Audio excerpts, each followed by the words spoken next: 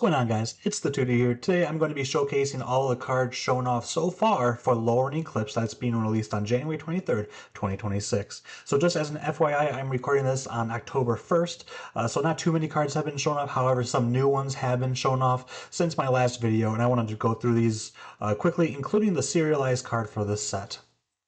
So let's start off with mono white cards. And first off, we have Iridu, Carrier of Dawn, who is a 5-cost legendary creature, elemental god. Sick artwork. It has flying, lifelink. Creature spells you cast have convoke. And at the beginning of your main phase, you may pay a black. If you do, transform Iridu.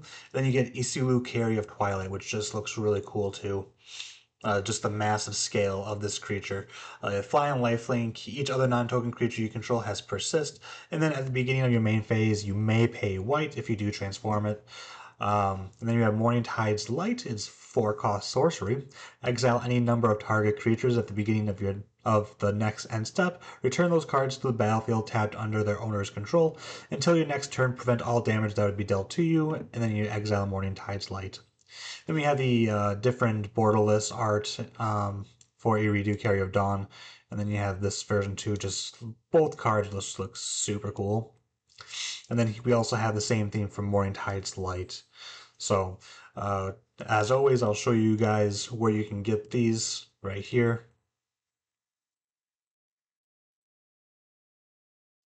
We also have some blue cards right here. They're both the same, but it's going to be Sig, Wonderwine Wisdom. It's a 2-cost legendary creature, Merfolk Wizard. Sig can't be black. Whenever this creature enters or transforms into Sig, target creature gains whenever this creature deals combat damage to a player or planeswalker. Draw a card until end of turn. At the beginning of your main phase, you may pay white if you do transform. And then here's what he looks like. And then whenever this creature transforms into Sig, target creature you control gains protection from each color until your next turn. And then at the beginning of your main phase, you may pay blue if you do transform again. So as you guys can see, it kind of plays into a lot of these cards so far. It goes into Lorwyn and Shadowmoor, kind of the yin and yang kind of. So obviously, this card being more of Lorwyn, and then of course we have Shadowmoor. And if you want to learn more about the history of Shadowmoor and Lorwyn and why this is happening, please click on the link in the description of this video. I kind of go into why that's the case. And you can find these two cards here. Let's take a look at black. These are all going to be the same, but they're Bitter Bloom Bearer. It's a 2-cost creature fairy rogue with flash flying. At the beginning of your upkeep, you lose 1 life and create a 1/1 blue and black fairy creature token with flying. And I mean, just all of the, especially the serialized card, that looks just so good. There's going to be 500 of them printed. So let me know if you do decide to buy the collector booster, and if you get the collector booster, and you get it, let me know down in the comments below. And take a look. This is actually not only available in the collector boosters, but it's also available in Draft Night too. So then we have different artworks for Ashleen Rekindled, a legendary creature, elemental sorcerer. Whenever this creature enters or transforms into Ashleen Rekindled, you may discard a card. If you do, draw a card. At the beginning of your main phase, you may pay blue if you do transform. And this is the Shadowmoor. Whenever this creature transforms into Ashleen Rhymebound, and at the beginning of your main phase, add 2 mana of any one color. Spend this mana only to cast spells with mana value 4 or greater. At the beginning of your main phase, you may pay red if you do transform it. You can find these cards here. Let me know if you guys are also just getting normal booster packs. Curious to know. I'm going to be getting the bundle pre-release and also a box of the play boosters. Alright, so now we have green. Formidable Speaker. It's a 3-cost creature, elf druid. When this creature enters, you may discard a card. If you do, search your library for a creature card, reveal it, put it into your hand, then shuffle. And you can spend 1 to untap another target permanent. And then you have Mutable Explorer. Shapeshifter, Changeling. When this creature enters, create a tapped mutable token. It's a land with tap, add 1 colorless. This token becomes a 2/2 creature with all creature types until end of turn. It's still a land. Then you have the different artwork for the Mutable Explorer and then Formidable Speaker.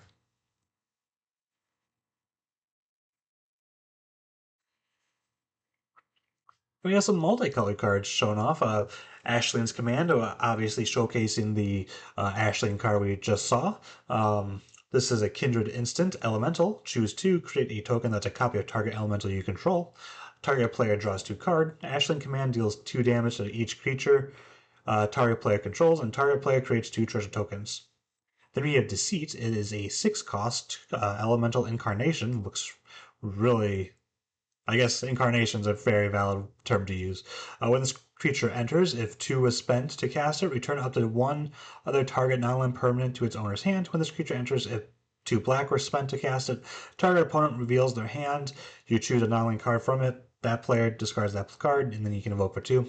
Then we have Emptiness, who is a creature elemental incarnation. When this creature enters, if white was spent to cast it, return target creature card with mana value 3 or less from your graveyard to the battlefield. When this creature enters, if 2 black was spent to cast it, put 3 1/1 counters on up to 1 target creature, and then you invoke.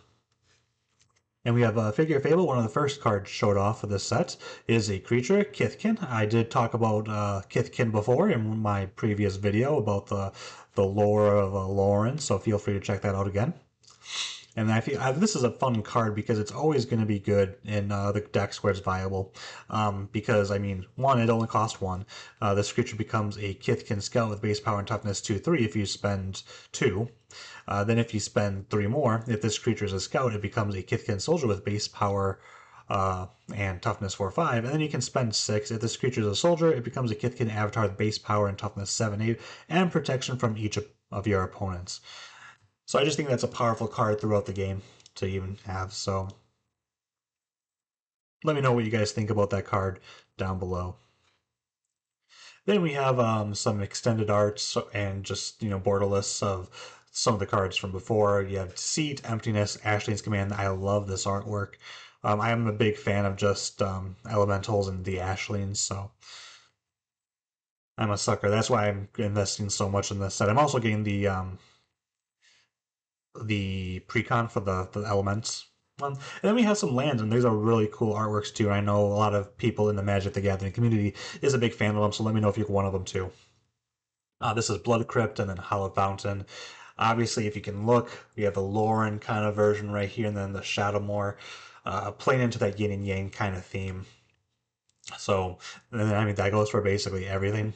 So, like, here's the brightness, like the seashells for the fountain, and here's like a swampy looking, um, version of it, and then the bright, and then the dark, bright and dark, super cool looking.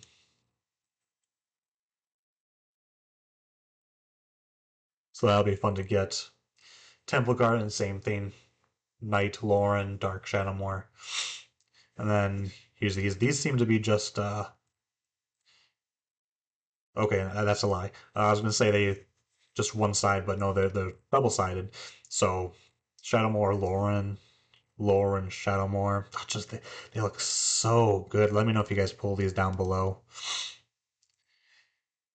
Oh, that's so cool. And we're not even done yet.